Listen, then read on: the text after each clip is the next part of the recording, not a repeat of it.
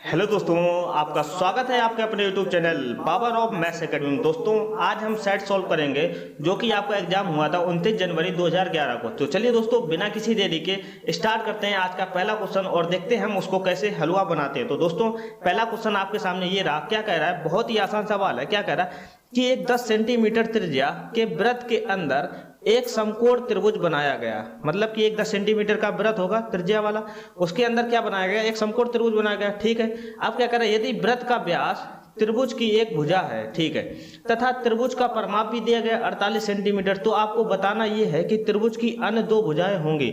बहुत ही आसान सवाल है। चलिए हम पहले फिगर बना लेते हैं। मान लो एक फिगर बनाया 10 सेंटीमीटर के रेडियस का एक वृत्त बनाया हमने, जिसकी त्रिज्या कितनी है, 10 सेंटीमीटर है। ठीक है, अब क्या कह रहा है, बहुत ही ध्यान से पकड़ना। यदि वृत्त का व्यास त्रिभुज की एक भुजा है, आप मुझे बताओ, जब भी व्यास से हम एक ट्रायंगल बनाते हैं, कहीं भी एंगल बनाओगे ना, वो हमेशा क्या बनता है, समकोण ही बनता है। कहीं भी एंगल, ये आपने प्रॉपर्टी बहुत ही अच्छे से पढ़ा होगा, ये क्या कहलाता है, समकोण त्रिभुज बनता है। अगर व्यास से मिलकर, जिसकी एक साइड व्यास होती ना, जिसकी एक भुजा अगर व्यास है ना, आप कहीं भी वृत्त के अंदर बनाओगे ना ट्रायंगल, वो हमेशा क्या कहलाएगा, समकोण त्रिभुज ही कहलाएगा। ये प्रॉपर्टी पता होगी। आप मुझे बताओ, अगर रेडियस इसकी 10 है ना, तो व्यास हमारा टोटल कितना हो जाएगा, टोटल भुजा जो कितनी हो जाएगी, ये टोटल 20 हो जाएगी। आप 10 को भूल जाओ, टोटल भुजा 20 हो जाएगी। आप मुझे बताओ, त्रिभुज का परिमाप दे रखा है कितना, 48 सेंटीमीटर। त्रिभुज का परिमाप होता क्या, तीनों भुजाओं का योग होता है। अगर मैं व्यास को अगर मैं 20 मानता हूँ, 20 है जो कि, अब मुझे बताओ दोनों भुजाओं की लंबाई का योग कितना हो जाएगा, 28। कैसे, आप मुझे बताओ, त्रिभुज की तीनों भुजाओं का योग, त्रिभुज के तीनों भुजाओं का योग क्या कहलाता है, हमारा परिमाप ही तो कहलाता है। आप मुझे बताओ, जिसमें एक भुजा 20 है तो शेष दोनों कितनी होनी चाहिए, 28 होनी चाहिए। इसका मतलब इसका और इसका योग कितना होना चाहिए, 28 होना चाहिए, तभी तो त्रिभुज के परिमाप के बराबर होगा सब चीजें। आप मुझे बताओ, ऑप्शन में देखो क्या कह रहा है कि त्रिभुज की अन्य दो भुजाएं हैं। ऑप्शन में देखो क्या दोनों भुजाओं का योग 28 है, 13 15 28, 12 16 28, 14 14 28, 10 और 18 28। हमारा काम बना नहीं। चलिए हम थोड़ा और सोचेंगे और इम्प्लीमेंट करेंगे। आप मुझे बताओ, आपने जब ट्रायंगल समकोण होता है तो आपने बहुत ही अच्छे से प्रॉपर्टी पढ़ी होगी। वो प्रॉपर्टी क्या होती है, पाइथागोरस प्रमेय की। क्या कहता है कि कर्ण जो होता है और लंब इधर होता है, आधार, ये क्या कहती है प्रॉपर्टी की, कर्ण का स्क्वायर क्या होता है, लंब के स्क्वायर प्लस आधार के स्क्वायर के बराबर होता है। तो वो कर्ण हमें कैसे फाइंड करना, 90 डिग्री के सामने जो भी भुजा होती है ना, वो क्या कहलाती है, कर्ण कहलाती है। यहाँ देखो 90 डिग्री के सामने की भुजा क्या है, 20, ये हमारी क्या कहलाएगी, कर्ण।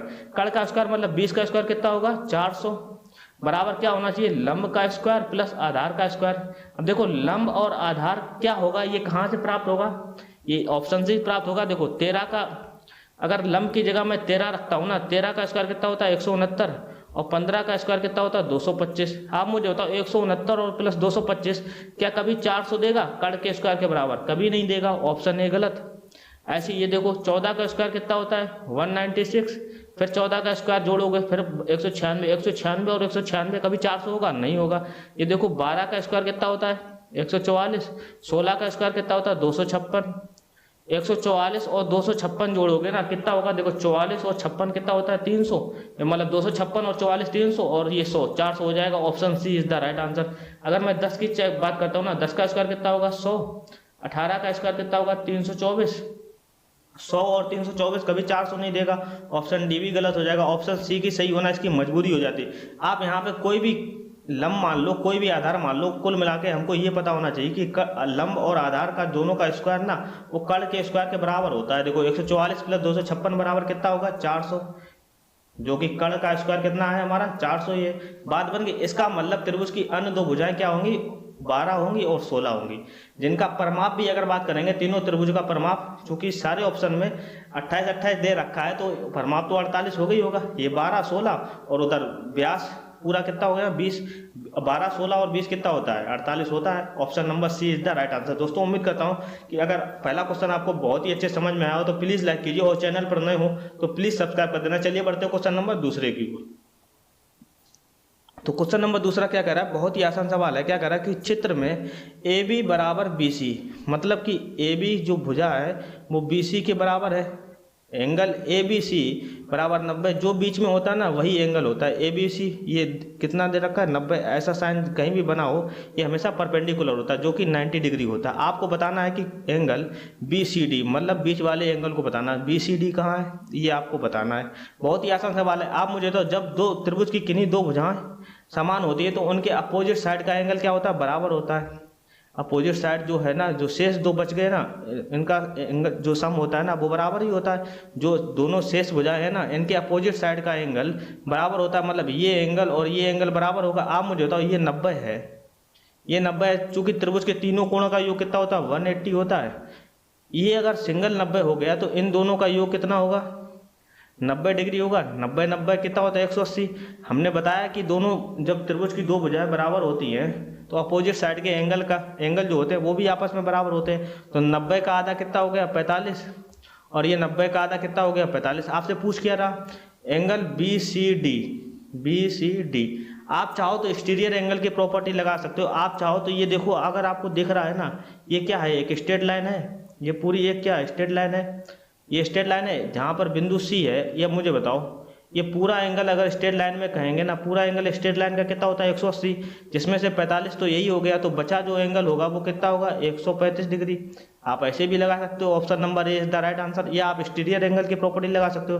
एक्सटीरियर एंगल का सम जो होता है, जो अपोजिट साइड के सम एंगल होते हैं ना उनके योग के बराबर होता है। 90 + 45 कितना होता है 135 डिग्री। आप ऐसे भी सोच सकते हो। तो चलिए बढ़ते हो क्वेश्चन नंबर 3 की ओर। क्वेश्चन नंबर 3 क्या कह रहा है, बहुत ही आसान सवाल है कि एक पासे की लंबाई दो स्थितियां दिखाई गई हैं, कौन सी संख्या 5 के सामने है।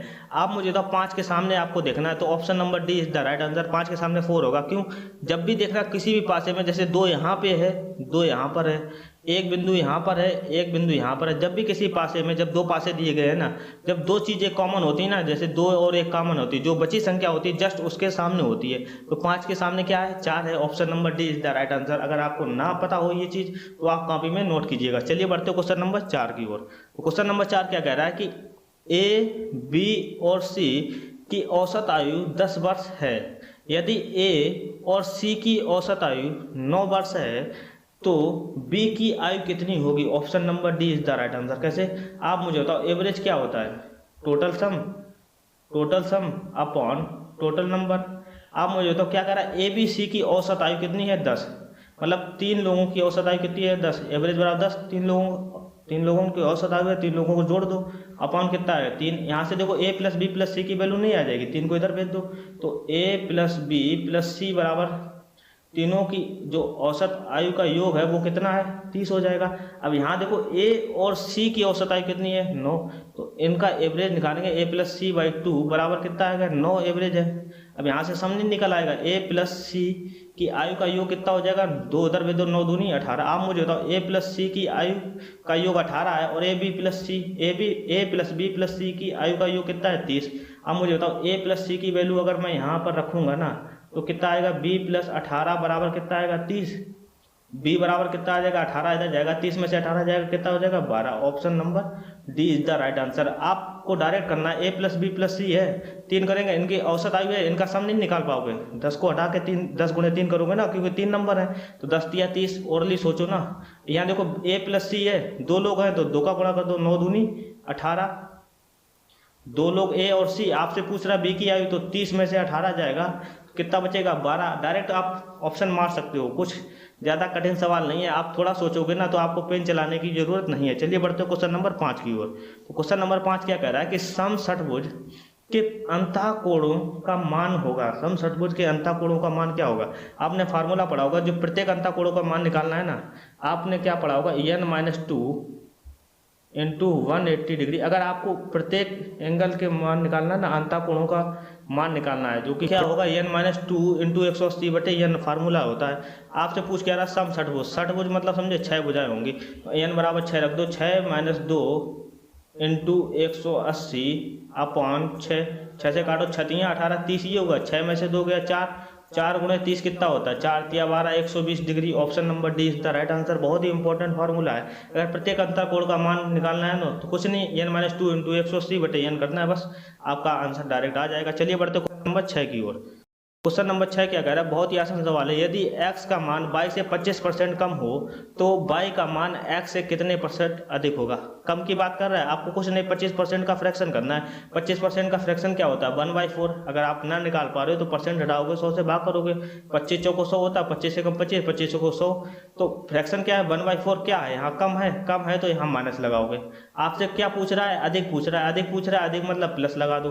अब ऊपर वाले को सेम ही रखना है, ऊपर वाले को सेम रखना है, मतलब ऊपर कितना है 1 तो 1 ही रखना है। अब हर में क्या रखना है, आप मुझे बताओ 4 जो भी लगाए ना साइन, 4 में से 1 जाएगा, कितना बचेगा 3, हर में 3 रखना, बस यही हमारा आंसर आ जाएगा। बहुत ही आसान ट्रिक है। आप मुझे तो 1/3 है, 1/3 परसेंटेज में लाना है ना, किसी भी फ्रैक्शन को अगर परसेंट में लाना है तो 100 से गुणा कर दो, तो कितना आ जाएगा 100/3। 100/3 होता क्या, 33 सही, 1/3 देखो, 33 या 99 और 100/3 लिखा है। Option number B is the right answer. तो चलिए दोस्तों बढ़ते हैं क्वेश्चन नंबर 7 की ओर। क्वेश्चन नंबर 7 क्या कह रहा है, बहुत ही आसान सवाल है। क्या कह रहा है कि 5 रुपए के 6 की दर से केले खरीदे तथा 6 रुपए में 5 की दर से बेचने पर कितने प्रतिशत लाभ होगा। आप मुझे बताओ 6 केले जो हैं उसने कितने रुपए में खरीदे, 5 रुपए में। अब क्या कह रहा है कि 5 केले हैं उसने कितने में बेच दिए, 6 रुपए में। तो आपको क्या बताना है कि प्रॉफिट परसेंट बताना है। प्रॉफिट परसेंट बताने के लिए आपको क्वांटिटी बराबर करनी पड़ेगी। प्रॉफिट किस में होता है, रुपए में, तो रुपए तो बराबर करोगे नहीं। अगर रुपए बराबर कर दोगे तो प्रॉफिट परसेंट नहीं आएगा, आपको क्वांटिटी बराबर करनी पड़ेगी ना। यहाँ देखो 6 केले हैं, यहाँ 5 केले हैं। आपको क्वांटिटी बराबर करने के लिए नीचे 6 का गुणा कर देंगे ना, ऊपर 5 का गुणा कर देंगे। देखो 5 का 30 केले हो जाएंगे, इधर भी 30 हो जाएंगे। जब मैंने ऊपर 5 का गुणा किया तो इधर भी रुपए में भी 5 का गुणा करना पड़ेगा। यहाँ देखो 6 का गुणा किया तो यहाँ भी 6 का गुणा करना पड़ेगा। मतलब कि 30 केले जो हो जाएंगे कितने रुपए में खरीदे, 25 रुपए में खरीदे। अब क्या कह रहा है कि जो 30 केले हैं वो कितने में बेच दिए, 36 रुपए में बेच दिए। आप मुझे बताओ 25 रुपए में खरीदे, 36 में बेचे, कितने का फायदा हुआ, 11 का फायदा हुआ, 11 रुपए का फायदा हुआ। नीचे क्या लिखते हैं, कॉस्ट प्राइस, अगर प्रॉफिट परसेंट जानना है। आप मुझे बताओ 25 परसेंटेज में वैल्यू आनी है तो 100 से गुणा करेंगे। 25 चौको कितना हुआ 100। आप मुझे बताओ 11 चौको कितना हुआ 44%। 44%, option C is the right answer. उम्मीद करता हूं दोस्तों क्वेश्चन नंबर 7 बहुत ही अच्छे समझ में आया होगा। चलिए बढ़ते हैं क्वेश्चन नंबर 8 की ओर। तो क्वेश्चन नंबर 8 क्या कह रहा है कि किसी ठोस घन के पृष्ठ का क्षेत्रफल 216 मीटर स्क्वायर है तो इसका आयतन कितना होगा। बहुत ही आसान सवाल है। Option number B is the right answer. कैसे, आप मुझे बताओ किसी घन के पृष्ठ का क्षेत्रफल क्या होता है। घन के पृष्ठ का क्षेत्रफल क्या होता है, 6 स्क्वायर बराबर क्या दे रखा है 216। अगर आप 216 को ध्यान से देखोगे ना तो आप क्या लिख सकते हो, 6 × 6 का स्क्वायर। सही बात है ना। आप मुझे तो 6 36 छक्का 216 होता है। इसका मतलब ए स्क्वायर बराबर कितना हुआ 6 का स्क्वायर। यहाँ ए की वैल्यू कितनी है 6। बहुत ही आसानी से निकाल सकते हैं ना इसको। आपको क्या पूछ रहा है, घन का आयतन। घन का आयतन होता क्या, ए क्यू मतलब 6 का क्यू। 6 का क्यू होता कितना है, जैसा कि हमें पता है 6 का क्यू कितना होता है 216 मीटर स्क्वायर। मीटर क्यू, चूंकि घन का आयतन क्यू में आएगा ना, किसी का वॉल्यूम क्या होता है क्यू भी तो होता है ना। Option number B is the right answer. चलिए बढ़ते हैं क्वेश्चन नंबर 9 की ओर। तो क्वेश्चन नंबर 9 क्या कर रहा है, बहुत ही आसान सवाल है। क्या संख्या 24 को रोमन अंकन प्रणाली में लिखे। संख्या 24 को क्या कैसे लिख सकते हैं। यहाँ देखो कितना, एक्स का मान 10 10 10 20 और ये क्या हुआ है। आप इसको ध्यान से देखोगे ना, ये कितना है 3 है। 20 और 3 कितना होता है 23। आपको चाहिए कितना 24, खत्म। ये देखो कितना है, ये तो कितना है 4, फिर 10 10 ज़्यादा हो जाएगा यार। ये देखो x 10 10 और ये कितना है 6, मतलब 26 है।